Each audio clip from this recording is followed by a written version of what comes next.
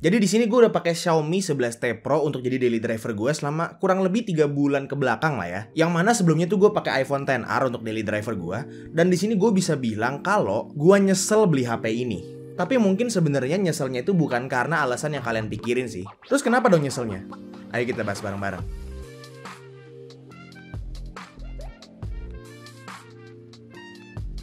Halo semuanya, ketemu lagi sama gue Tommy. Dan di sini gue mau review sedikit soal Xiaomi 11T Pro, sekaligus ngasih tahu kalian pengalaman gue pakai HP ini sebagai daily driver gue selama kurang lebih 3 bulan ke belakang. Jadi ini adalah Xiaomi 11T Pro, sebuah smartphone Android yang rilis di sekitar akhir tahun 2021, yang artinya gue beli HP ini sekitar hampir 1 tahun lebih HP-nya rilis. Di sini gue beli yang varian RAM 8GB dan internal storage itu 256GB, tapi sebenarnya dia juga ada yang varian RAM 12GB dan internalnya itu 256GB. Tapi sayang aja sih, nggak ada slot SD card-nya. Untuk desainnya gue suka banget, dia tuh bentuknya minimalis gitu. Dan varian warnanya itu ada 3. Ada yang Moonlight White, Celestial Blue, sama Meteorite Grey. Di sini gue belinya yang Moonlight Blue, karena emang dari dulu tuh kalau misalnya gue beli HP, itu gue lebih suka kalau warna HP-nya tuh nggak monokrom-monokrom aja. Nah, karena desainnya yang bagus dan minimalis dan gue suka, itu jadi salah satu alasan kenapa gue lebih milih untuk beli HP ini waktu itu ketimbang beli HP kayak Pocophone atau HP mid-range sejenisnya. Salah satu alasan kuat lainnya yang bikin gue waktu itu pengen beli HP ini itu adalah jeroannya. Xiaomi 11T Pro ini udah pakai chipset mantan HP flagship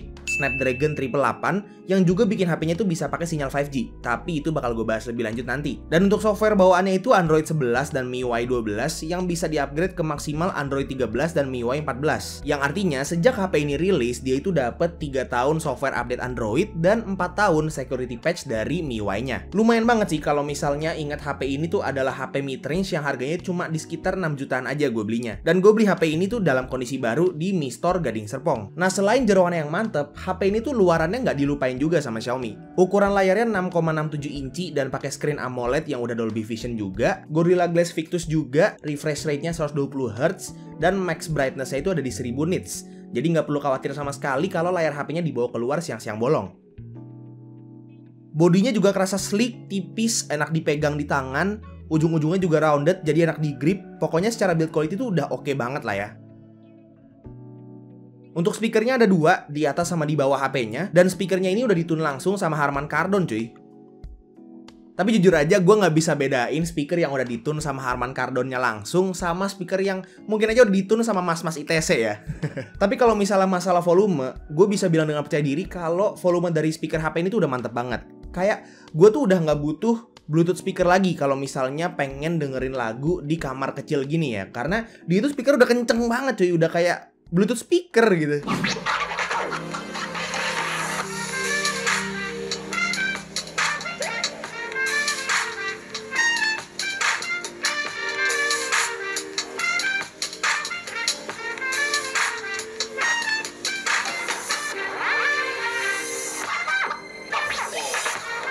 Cuman emang sayang banget seperti HP lainnya yang udah merajalela di pasar ya.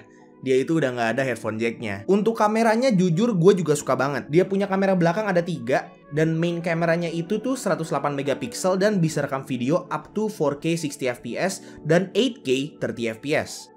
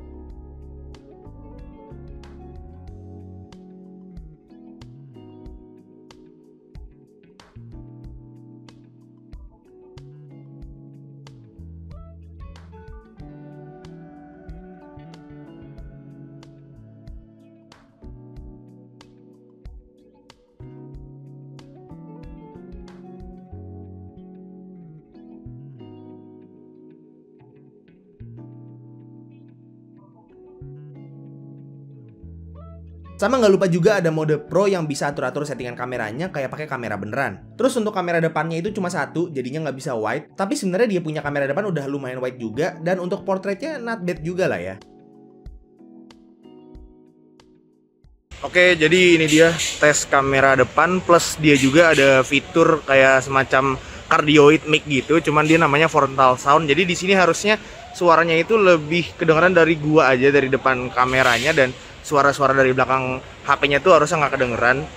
Jadi di sini gue lagi di tempat umum yang sebenarnya lumayan berisik juga, dan harusnya tapi suara gue itu lebih ke filter daripada suara orang lain gitu.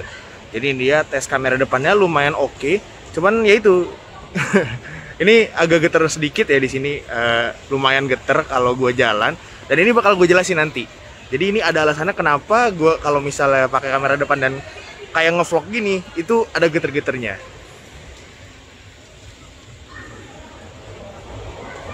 Untuk kualitas gambar gue bisa bilang di sini tuh bagus, cuman emang warnanya tuh cenderung lebih vibrant dibanding biasanya. Rasanya tuh kayak kontrasnya agak dinaikin gitu. Tapi kalau buat gue justru bagus karena gue lebih suka kalau warnanya lebih strong aja gitu.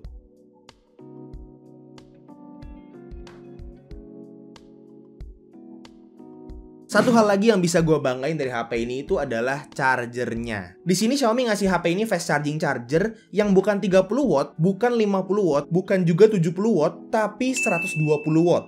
Emang udah gila sih. Dan sebenarnya tuh gue awalnya mikir juga kayak, ini gak ada risiko meledak apa ya? Tapi setelah gue pakai 3 bulan terakhir, alhamdulillah nggak ada masalah sama sekali. Dan dia punya waktu ngecas itu literally cuma belasan menit aja udah bisa dari 0 ke 100% cuy. Ah, HP lowbat nih. Cas dulu kali ya, tinggal sebatang rokok juga paling udah 80%. Tapi tolong, kalau misalnya temen kalian punya Xiaomi 11T Pro juga kayak gue itu, jangan dipinjem chargernya. Soalnya temen gue yang pakai Xiaomi Pocophone yang dimana itu dia fast charging chargernya itu sekitar 50 watt juga, itu pas dia nyoba charger gue yang 120 watt, itu HP-nya langsung panas. Hati-hati cuy, bisa meledak soalnya. Tapi sebenarnya dia punya charger yang 120 watt ini tuh agak unnecessary sih. Soalnya dia punya baterai aja tuh udah 5000 mAh gitu. Dan 5000 mAh-nya tuh kerasa awet untuk seharian kalau misalnya dipakai buat day to day use aja. Dan kalaupun misalnya pakai buat main game, itu juga nggak boros-boros amat gitu.